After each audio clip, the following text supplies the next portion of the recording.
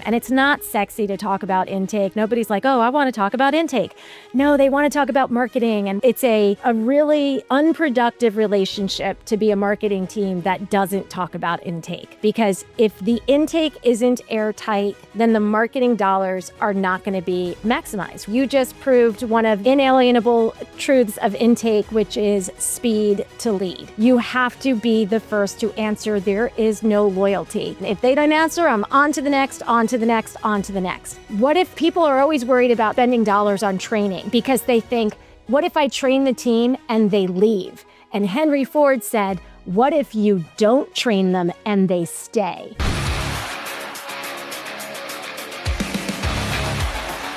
You are listening to Sharp Strategies, Sweet Success. Hello, everyone, and welcome. You're listening to Sharp Strategies, Sweet Success. I am your host, Tiffany Swedensky, and today I'm talking with Kerri Coby White of Kerri James. I first met her actually through a client. You worked with Scott Vicknair and trained their amazing intake team, and they do absolutely fantastic on the phone. So, I mean, that's really saying something.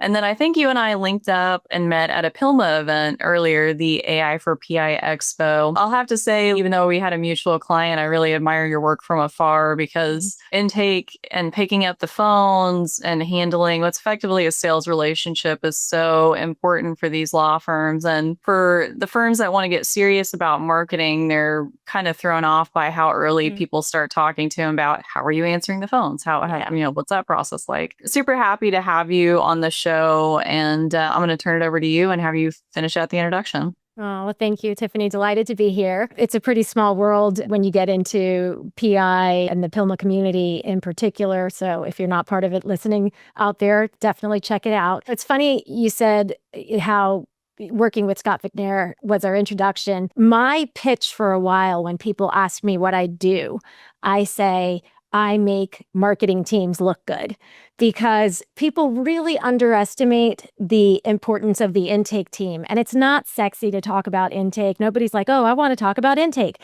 No, they want to talk about marketing and what we're going to do and how many leads we're going to get. But what I found is that it's a really unproductive relationship to be a marketing team that doesn't talk about intake.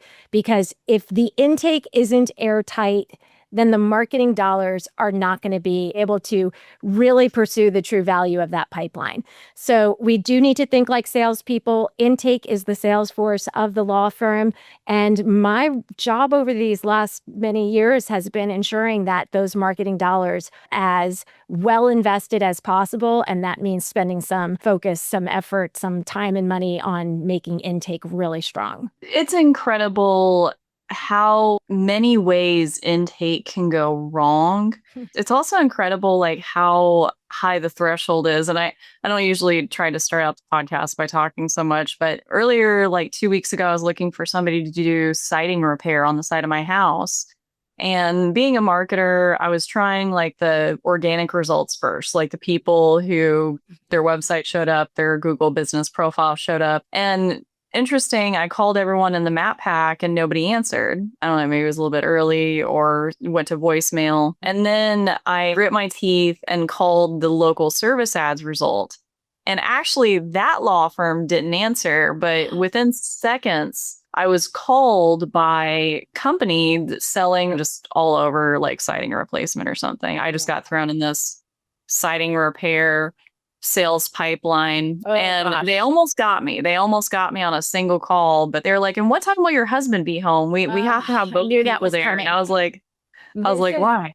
This is the exact story I had with window replacement. So I know it well. And to anybody listening out there, do not ever fill out that calculate the cost of your windows form somewhere on the internet because you have just invited the entire East Coast to tell you about your windows. Tiffany, I had the very same experience that you had with your siding company when I was really shamed into putting an electric fence at my house. We got 2 new puppies in the neighborhood and my dog suddenly became a wanderer. And so my next door neighbor said, Kerri, have you considered an electric fence? And I was like, oh gosh, no, I guess I have to do that now. And so I literally Googled electric fence companies near me and just like you called 1, 2, 3, and not one answered. The second one immediately rang back. And I said, wow, you just proved one of the inalienable truths of intake, which is speed to lead.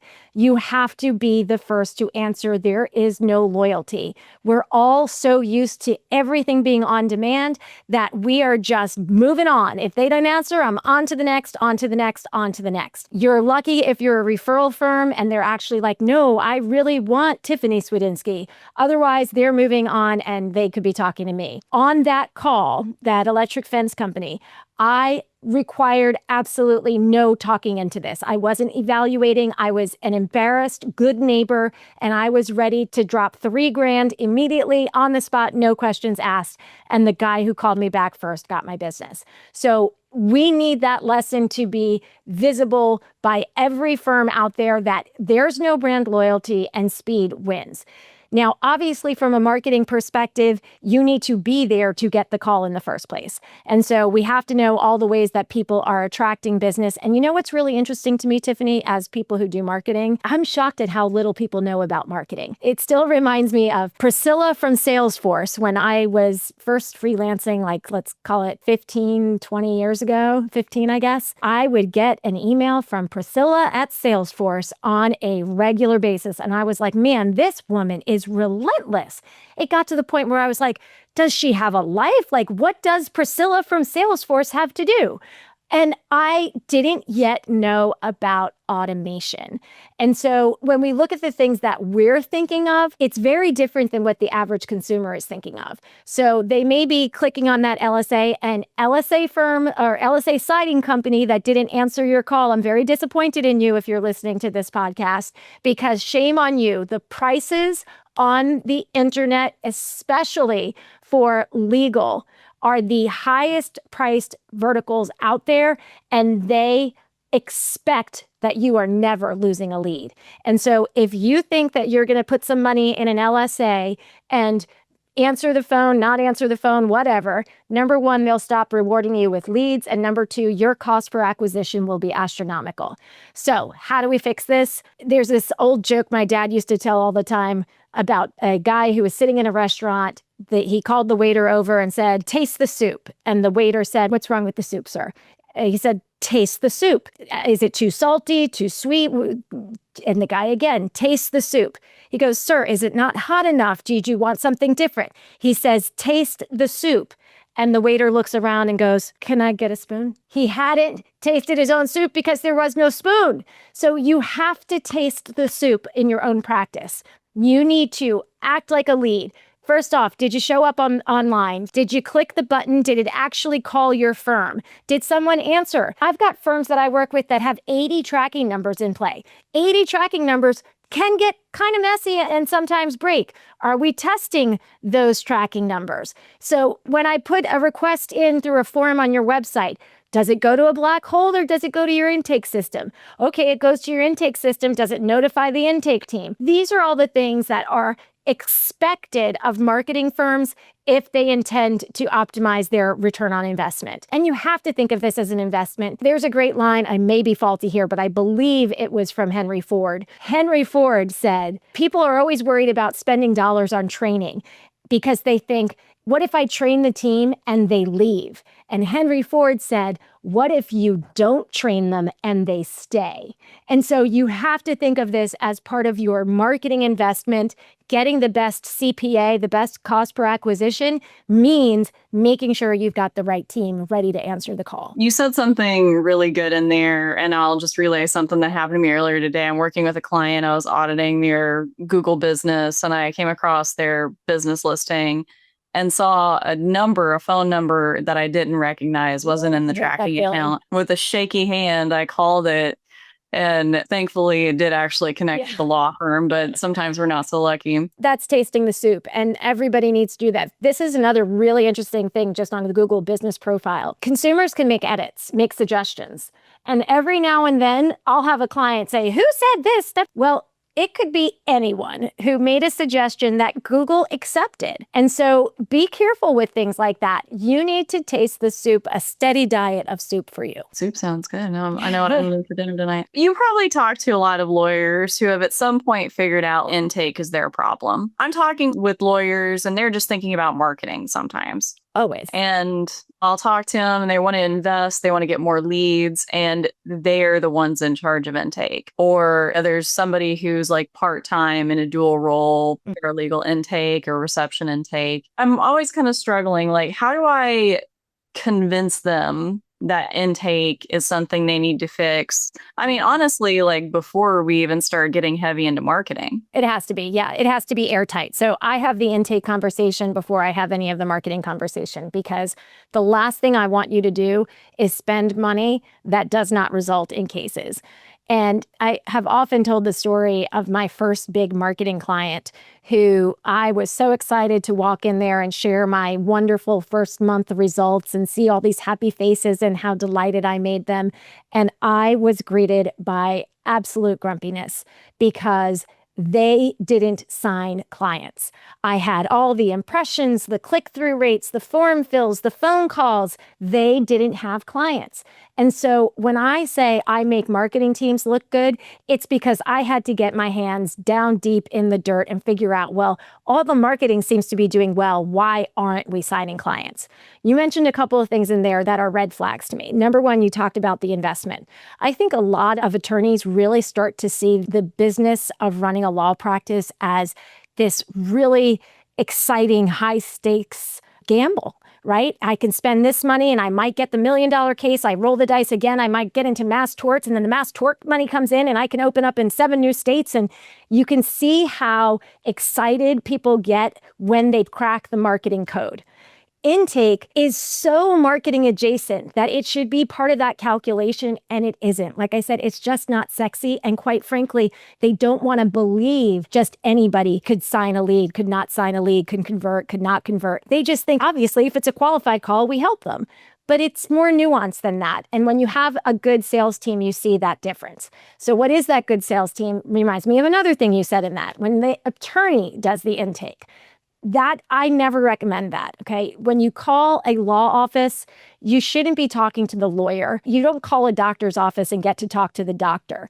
Now, a lot of lawyers offer these free consultations. One of the most important changes I make out of the gate is having the intake team, A, not call themselves an intake team because nobody's ready for intake, and B, introduce themselves for the purpose of consultation. My name is Kerri. Thank you for calling the ABC firm. My role here is to provide you with a thorough consultation so that you can make some really good decisions today. Let them know that we're going to consult. My role as a consultant is to take all these areas of unknown and bring clarity to you. And if I'm able to successfully bring clarity to you, then you'll be ready for intake. And that's the way I like to approach it. I'm screening, I'm selling, I'm signing them up, and then I'm scheduling an intake. It's not intake out of the gate. And so the first thing the firm needs to do is realign what they are offering, which is a consultation, not an intake, with what the client is calling for, which is, again, a consultation, not an intake. And that is such a good point. I hadn't thought about that. And something else that you said is that attorneys think of marketing, and maybe it's not just attorneys. I feel like maybe many people see marketing as a gamble. And when you think of it like that, you're rolling the dice, you're spinning the wheel, you're pressing, like you're pulling the lever, whatever. That's very automatic. You do the one thing and then you see results.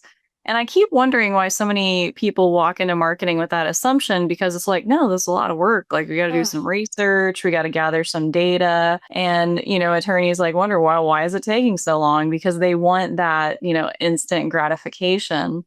But, if it were that easy, they'd all be doing it, right? You have to have the money, the stomach. The unique thing with law firm life specifically is that it's a longer close cycle. The value of the client is there, but the money may not be there for another year, 2 years, right? So you have to have skin in the game for a while before you see the benefits. You have to be able to reinvest. You're always hoping for the big one, but the reality is that the little ones are what keep the coals burning. So you have to have before anyone markets, we're saying, they need to know about intake. They also need to know about the return on investment cycle. What I spend now, and this is a really important one for me for intake. I want to know what leads were generated with these marketing dollars this month. So if a lead comes into the pipeline on the 30th of the month and doesn't sign the papers till the 4th of the next month, that is still a lead from May. It's a close from May, not June, because I always want to know the dollars were spent, the leads were generated, and the cases were signed. That way I know, okay, well, if I increase my budget, if I decrease my budget, if Bruce is on vacation this month, what does that do? Should I pull back my marketing budget since we're down a person, since we're down the best person? Those are all things that are variables that do deeply impact results. And so if we are complete and total data dorks, which I and many marketers value deeply, you're studying this stuff and making informed decisions. You're not just taking a gamble. It can turn into a gamble if you're just throwing money at it. And compared to, where this industry was in 30, 40 years ago, or even early days of the internet, throw your money at it and lots of magical things happened. The margins have shrunk. The competition has increased. The marketing platforms have gotten far more technical. This is not a no stakes game. It's a high stakes game, and you need to account for all those variables. And you were talking about the viewing cases by the date they were signed up. And that is the one thing that trips up so many law firms and so many. It really messes with how they view their data, because I've seen these situations where, oh no, this month is a terrible month, or something like that, or last month was a terrible month. And then we change the date, what date we're looking at, not the date the case was signed up, but the date the lead was generated. And all of a sudden, that month looks like a really good month. It was just a longer pipeline. The marketing generated the lead in this month. We signed it in this month. It's important to view those numbers that way. And more importantly, though, we are so married to the 30-day period between 1 and 30, which is really absurd. It's a 30-day trend that you should be looking at, right? Every day we can see what the 30-day trend looks like. One day falls off, one day comes on, and I can see over the 30 days how it's looking. You can pick any obscure 30 days and get data, or you can pick a different 30 days and get different data.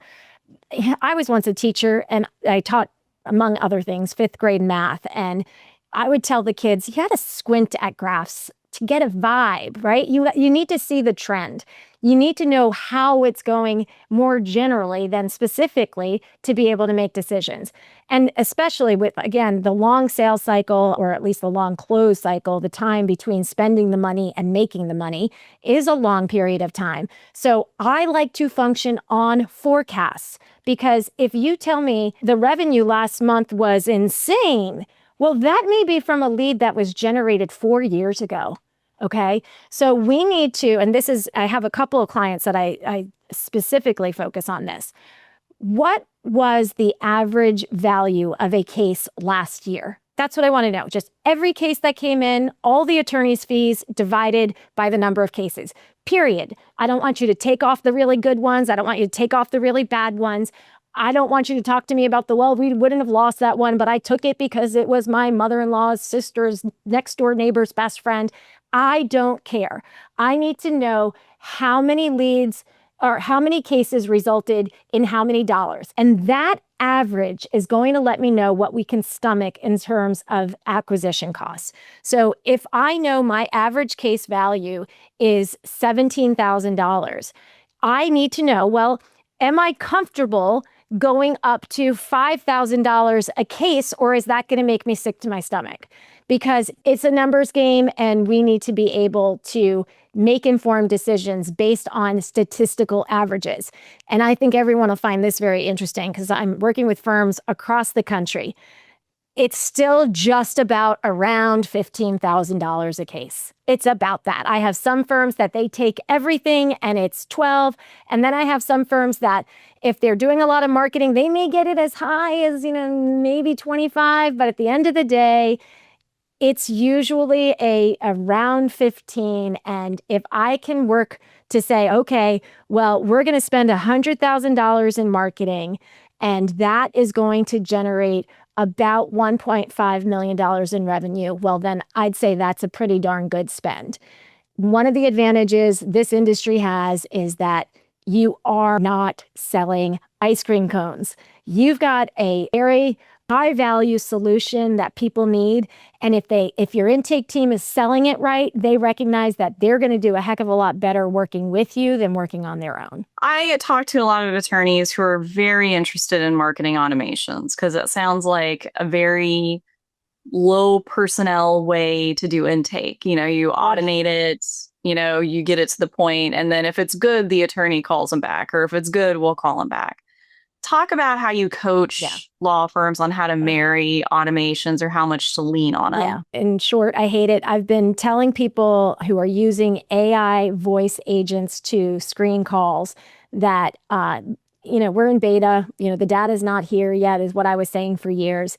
The data's here now. People do not like doing things like this with robots. The data says that. They don't mind texting so much. Okay, so having chatbots that do some screening and qualifying and then scheduling would be great. But when we know, and the data proves, that when robots talk to us, the stakes are much higher. So if you upset somebody, they're really upset because they feel like they've been manipulated. Okay, so where I think there is a lot of automation that can be done, this is what I consider smart marketing. My intake system actively communicates with the campaigns to help us identify better leads, to help us create audiences without having lookalikes, which aren't allowed in legal. So if we're able to use the data to help get better leads, then we are to some degree doing some of that back-end automation. It can go back to the fact that you are not selling ice cream cones.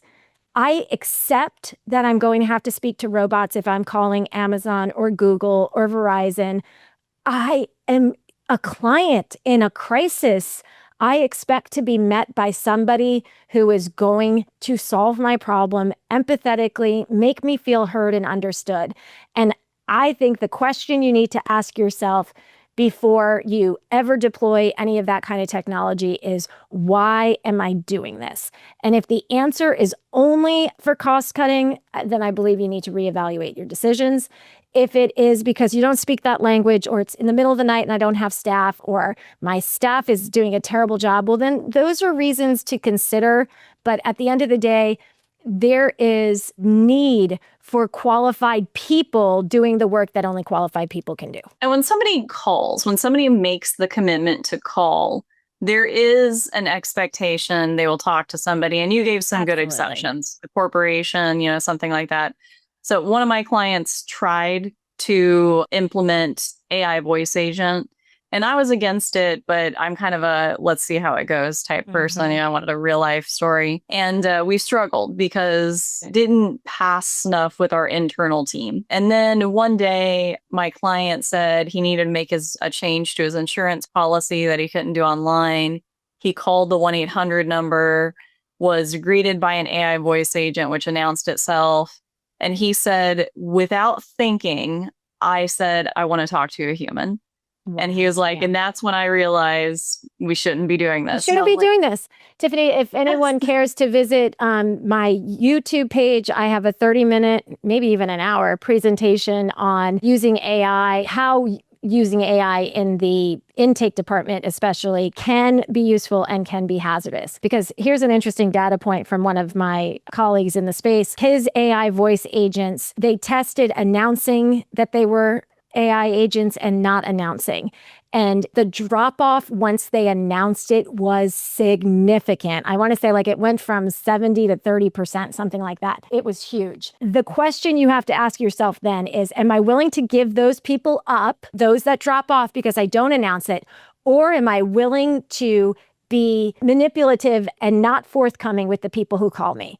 And then that question is, well, then what do we value? Because we've spent the last decade talking about empathy and relationship building and rapport. and then you're going to go unleash a robot. You're lucky you're not selling ice cream cones. That client is valuable, and maybe you need to talk to 9 others to get to the good one, but there's still value in it. If there weren't value in it, then Google wouldn't be charging the prices they charge to make your phone ring. So to that, I simply say there are things that humans need to do, find other things to automate. A marketer that I know, she's great. She works for a law firm and she's trying really hard to build up all of their marketing and systems. She's a one-person team. And at the law firm, not the owner, but an attorney who works there does all of the intake. And she told me about the situation she's in where, she's working hard, generating the leads, but this attorney rejects practically anything that's not an obvious slam dunk. Obviously, that's an issue with her and the leadership team trying to communicate precisely what they need to change in that process. But how would you communicate? What would you tell that law firm? So that comes right back to the case average, okay?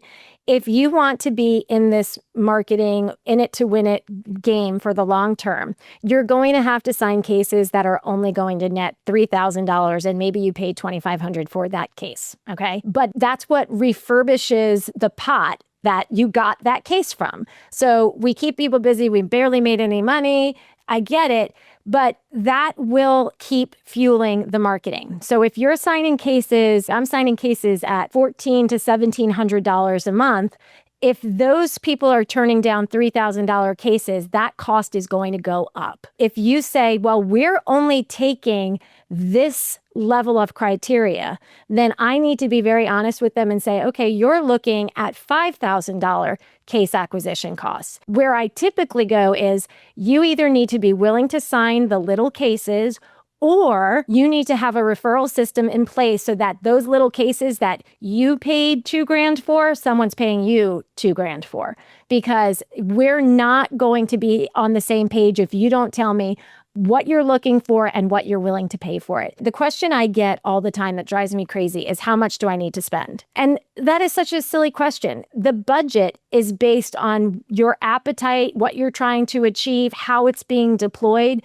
And we all need to get on the same page with that before we ever start marketing. What team is in place? What technology are you using? How quickly are you getting in front of leads? I need to know all of those things before we turn on a spigot of lead flow that is costing money all day, every day, and not becoming cases. I really enjoy talking with you. I could talk with you for another 2 hours. I was at an event last week, and it felt like every talk who was serious about marketing also mentioned how important intake was. And Exactly. I really hope law firm owners get the message, because it's the hardest thing to master, but it's the most important thing. Before we close up for the day, Kerri, what's something that we didn't talk about that you wanted to talk about? Well, I'll leave it with this, Tiffany, just because it is such an important relationship, the intake and the marketing, that if we can get attorneys to look at that as one cohesive department and, maybe change the budget to say our marketing and intake budget as opposed to just our marketing budget, and start looking at it that way, that would be one thing. The one thing I'll end with, though, is if you want your intake team to be doing an exceptional job, you're going to have to train them and hold them accountable to it.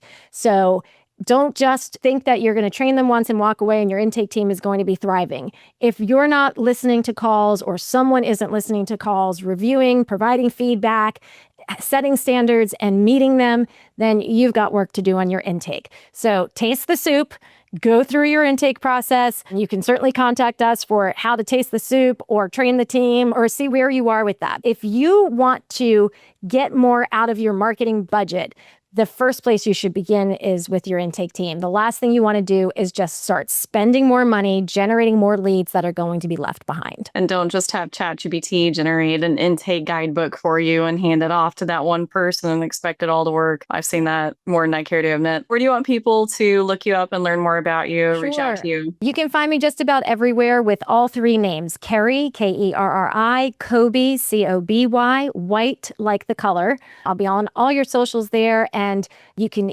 visit Kerri James, that's KerriJames.co. And you can also pick up a couple chapters of my book for free on the website, or reach out to me and schedule a chat. I'd love to talk. Well, thank you so much for being on this show. And thank you so much for everyone listening. We'll see you next time. Thanks, Tiffany.